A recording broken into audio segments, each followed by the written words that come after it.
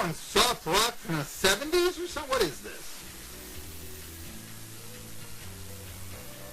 And Christopher Cross is now, doing music for 1420 WEMB Sports Radio. I'm Marky Billson, Tri-City Sports Now. We got to make more contemporary references. That's why I'm going to be talking about Taylor Swift, actually, in about 15 minutes. To Alex Doherty of A to Z Sports Nashville, as well as what went wrong with the Preds. Is PK Subban going to stick around? What do they do to fix the power play? Et cetera, et cetera, et cetera. They did want to talk about a couple of quick hits here. Dean Lockwood, actually, the longtime Tennessee Lady Vols assistant, has actually got a new job. He'll be going up to Michigan State, where he'll take on and be an assistant coach with the Spartans. They were 21-12 last year. 9-9, Big 12. You may remember that they defeated ETSU, actually, by the score of 75-53 earlier in the year. Now, the other thing, though, that's kind of interesting is that, remember, Kelly Harper used to be the coach at North Carolina State. NC State did defeat the Spartans by 4 points earlier on in the year. What do you think about that? Actually, probably not a whole lot. I mean, I really want to get down to it. But Michigan State did make the NCAAs, and they won a game against Central Michigan before they fell to mighty Notre Dame in the second round of the NCAAs. So, Lockwood gets a pretty decent gig now that he will no longer be a Vol for life. Never really cared for that VFL term. It's total propaganda, and certainly in the case of Lockwood, that's the whole thing about then Rick Barnes. By the way, you see this where it came out that Seth Davis was wrong. Even UCLA is saying, look, no, Barnes didn't contact us. Give me a minute. Yeah. Porter got it wrong. Seth Davis has a pretty good reputation. This just isn't his best moment. So that happens, I guess. But how many times, I think that's one of the things that people were upset about. UCLA, what? VFL! And it's just propaganda, folks. Is Lane Kiffin a Vol for life? Nate Peterman? Tell me that. Come on. Was Phil Fulmer a Vol for life? Hey, he applied for the job at Clemson that they gave to Dabo Sweeney. What about the time he spent at ETSU? It's a ridiculous nature. I mean, it's, anyway, I've made my point right there. I just think that if you fall for that, you're falling for propaganda, and it's rather obvious, if you will. Anyway, that's so. Like I said, Lockwood goes to Michigan State, which appears to be a halfway decent basketball program. Also, Tyler Webb is returning to Twin Springs. He had been the coach at Cherokee High School. That's Twin Springs up in Virginia. Meanwhile, the former Burgensville Middle School coach, Trey Fields, becomes the new head basketball coach at Cherokee. I really, that to me is just, come on. Tri-City Sports Now, I'm Marky Billson. Talk a little bit more about the NFL draft, but before we get to that, a couple other quick notes. Wanted to say, anybody know who Sebastian Telfair is? Sebastian Telfair, that name ring a bell? Journeyman point guard in the NBA. He'll be going to behind bars. Once was the 13th pick in the draft, and he was arrested in Brooklyn a couple of years ago after police pulled him over. He wasn't driving with his headlights on. And they found a lot of weapons. They found ammo. They found marijuana in the car. You should really see, I'm going to put it up on Facebook here, Facebook Live. This is a picture of all the guns that they found him in. Of course, in New York City, they don't like you to have guns. Look what happened in Plaxico Burris and all this. Pled not guilty to the charges in October, but he was found guilty yesterday of felony criminal possession of a weapon, and he will be sentenced in June. he could be going to jail for 15 years. And the other thing, Telfair was sued by American Express. He owes them more than $40,000. He used to play for the Trailblazers, T-Wolves, Thunder, and Suns. Career ended 4 years ago. He only averaged 7 points a game, but I think he was a point guard. But that's one of the things we sort of,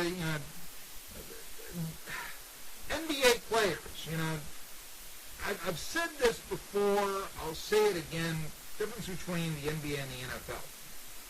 In the NFL, when O.J. Simpson used his fame and fortune to beat a murder rap, he was still shunned. Eventually, society sent him to prison for something that, 9 years for what they said was probably about an 18-month charge. The whole thing about trying to get his memorabilia back in a hotel room. If you saw the O.J. Made in America documentary, or certainly if you followed that case back when, All right. When Jason Williams used his fame and fortune to beat a murder rap, the Cleveland Cavaliers gave him a tryout. That's the difference between the NFL and the NBA. That's also one of the reasons why I'm not a big NBA guy. They got playoffs going on. I'm sort of like, Clippers want, well, they'll lose eventually, so they lose. So the Warriors are taking it easy for 6 games. What the, and all that. So what's the big deal about that? Why should I, that's the sort of way I kind of feel about it. Really, not a local team around here. You got the Hornets, but there's always been, as I've said, people around here, they kind of feel that Virginia is a border state, but there's a real feeling that North Carolina isn't. Now, maybe if you live in Unicoi County, that's different. But maybe if you live in Carter County, bordering county. And I can understand it in Sullivan County as well. But is it because Bristol's in both Tennessee and Virginia? Is it because I-81 was there before I-26? Is it because Johnson City and Asheville are so different as cities, one extremely conservative, the other extremely liberal? And although I think that would make a great rivalry for every year for, let's say, in basketball, ETSU and UNCA to play every year, or even if you had high school rivalries playing every year, Johnson City and Asheville, hey, it's only an hour away. For that matter, I don't know, Unicoi County, Plowwood, whatever, There is a feeling a little bit of, they ain't like us over there in North Carolina. Yeah.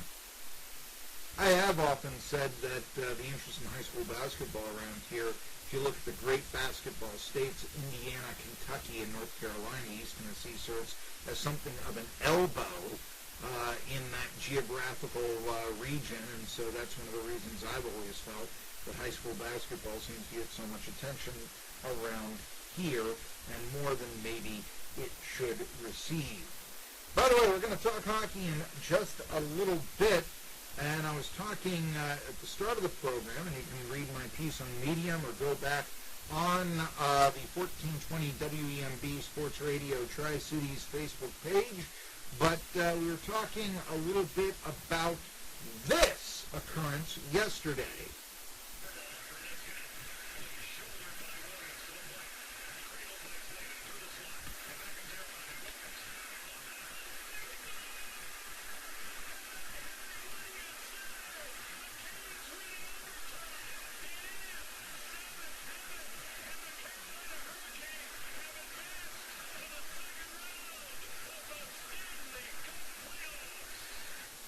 Here's the only thing that the Hurricanes winning this, and I like I said, I wrote, I hope that goal changes hockey. The good guy won, the bully went down, Alexander Ovechkin, and hopefully this can be a signal, since 5 of the teams remaining in the NHL playoffs are those that were in the bottom 10 in penalty minutes this year. By the way, watch out then Boston Bruins, because they're the team with the most penalty minutes still alive. And also, I wonder if that wasn't a reason why the Lightning went down. The Rangers led the NHL in penalty minutes this year. Lightning were number 2. But I don't think you can be the Broad Street Bullies and, Bobby Clark and all that anymore out on the ice. I think that it's now becoming more and more a speed and skill game. I would like to see the NHL embrace the Olympic-sized rink. Now, it may not be practical in all venues, but just say, look, as new arenas are built, build them with the 220. Have that more space, not the old 200. There's a lot of that original 6 mentality when the Boston Garden was only 180 feet long instead of the regulation 200. I think that plagues, still to this day, the NHL. But that goal, hopefully, by Brock McGinn, who, by the way, is one tall, cool drink of good-looking 25-year-old girls, and I say that with a unblemished record of heterosexuality, okay? I mean, it was, when I saw McGinn score the game winner against Alexander Ovechkin's team, I did write this, and I did say this in the first hour. Ugly never wins, okay? That was proven when McGinn scores the game winner and Ovechkin doesn't. It does take us away from what would have been an intriguing matchup, namely Barry Trotz going against the team that, for all intents and purposes, fired him. I mean, he went to the Islanders after that. And, yeah, you would have the great player against the great coach. And Trotz won that in the previous series against the Pittsburgh Penguins. So, yeah. And so it'll be the Canes. Okay. Canes get past them, and even if it's a wild card semifinal in the East between the Canes and the Blue Jackets, I mentioned the elbow of high school basketball. What about the elbow in the Tri-Cities? I mean, the Columbus Blue Jackets, straight shot up US 23 from Kingsport to Columbus. And for that matter, Raleigh. Yeah, I know the roads don't go to Raleigh, but it's right there, North Carolina. Close to the Tri-Cities really is Nashville, just a different state. Is government going to be, that's what states are, aren't they? Governmental boundaries? Is it going to be that big of a deal that you wouldn't follow the Hurricanes, but you would follow the Predators in the Tri-Cities? So you're limiting yourself if that's the case. Anyway, something to talk about. Of course, we'll get back to the NFL draft after we talk to Alex Doherty next. I also want to mention, though, this one last hockey note. You talk about how tough players in the NHL are as compared to other sports. Zach Hyman of the Leafs played the playoff series against the Bruins with a torn ACL. Players played with ruptured spleens, all this. I'm telling you, the NHL, best athletes in sports, they need the endurance of basketball, the hand-eye skill of baseball, and even more, shall we say, resilience to pain than oftentimes football demands. Think about it. Tri-City Sports Now, I'll talk to Alex Doherty, A to Z Sports Nashville. What's wrong with the Predators? And, yeah, he's a huge Taylor Swift guy. Talk about all of that when we return on Tri-City Sports Now.